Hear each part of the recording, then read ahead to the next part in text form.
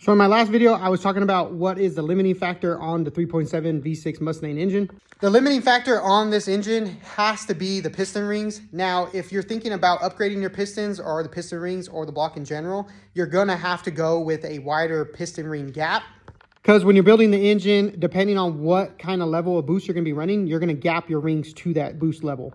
Now, I will say though, piston rings aren't the only downside on this engine. If you're gonna push over 700 or 800 horsepower, this engine is probably going to go because most of these aluminum blocks do tend to go when they're at the higher RPM and the higher boost levels.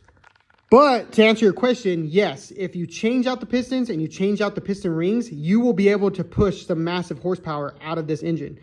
There's plenty of people that actually have built this engine and then they're making around 750 or 800, but I don't know how reliable that is because you have cracked the block. But I know that there's some people that just gap the piston rings and they're running well over 650, plenty easy, and you don't even have to upgrade the pistons or any of that.